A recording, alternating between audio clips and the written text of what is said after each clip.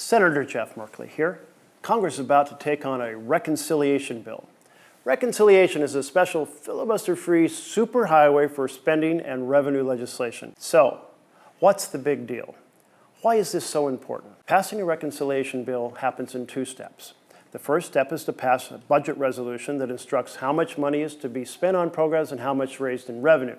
And in the second step, you get the actual details on what programs and tax breaks will be affected.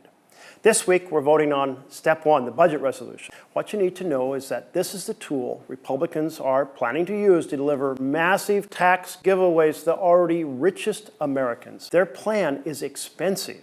We're talking trillions with a T, trillions of dollars. It will explode our national debt, just like they did the last time Trump was in office. So to offset those costs, their plan also slashes programs for families like health care and housing and education and Medicaid. That's what's at stake. But let's back up a little bit.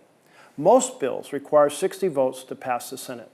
Right now, there are 53 Republicans and 47 Democrats and independents, which means Republicans can't pass bills without working with Democrats and independents. But reconciliation requires only 51 votes to pass a bill, or 50 votes and a vice president, a simple majority. Reconciliation is really only an option when one party controls the House and Senate and White House the way the Republicans do right now. And so the Republicans are seizing this device to jam through massively unpopular cuts to programs families depend on to thrive to fund massive giveaways to billionaires. But reconciliation does have a couple of conditions. Not everything in the sun can go into a reconciliation bill. There's the Byrd Rule, which doesn't allow policy measures that are not primarily related to changes in spending levels. Second, you can't add to the annual deficit beyond the next 10-year period. But Republicans are trying to ignore this second rule, that you can't add to deficits beyond the 10-year period, with some magic math called current policy baseline. To keep debates over tax laws honest, CBO estimates the impact. That's the Congressional Budget Office, nonpartisan. They estimate the impact on revenue of any proposed changes in law. But the Republicans' magic math says they will ignore CBO's nonpartisan estimates and pretend that changes in law that extend current tax breaks will cost nothing. That's right, massively expensive new laws, they'll say, cost nothing. And under the rules of reconciliation, if they cost nothing, they can extend far into the future. That is, they can be made permanent. If these tax cuts are made permanent, they will add $37 trillion to debt over the next 30 years. That's roughly equal to the entire debt that we have run up over the last 249 years since the Declaration of Independence. Reconciliation was meant to be a fast track to reduce the deficit, but Republicans are using it to explode the deficit and resulting debt. That brings us what you might hear called a vote-a-rama. Not a carnival ride, though sometimes it does feel like one.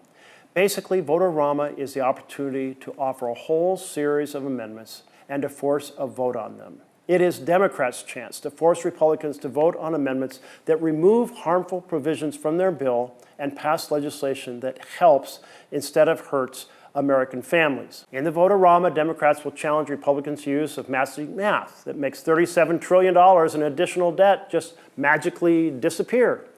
We'll offer amendments to stop Republicans' health care heist and protect programs like Medicaid and SNAP and Head Start, programs that are critical to families' well-being. We'll put forward amendments to root out Elon Musk's corruption in the federal government and stop him from hurting working families and gutting programs families rely on. We'll insist on amendments that stop the betrayal of working families and stop President Trump's mission of families lose, billionaires win. If Republicans really care about delivering for families, as they claim, they'll have a chance to join us, vote for our amendments, and stand up for Americans.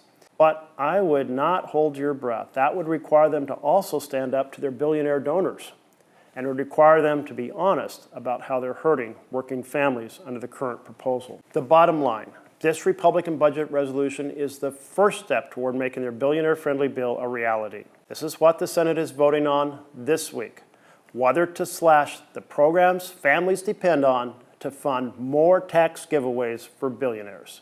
Their plan is simple. Families lose, billionaires win. Democrats have a different vision in which families thrive and billionaires pay their fair share of taxes. Republicans are fighting for the billionaires. We're fighting for you.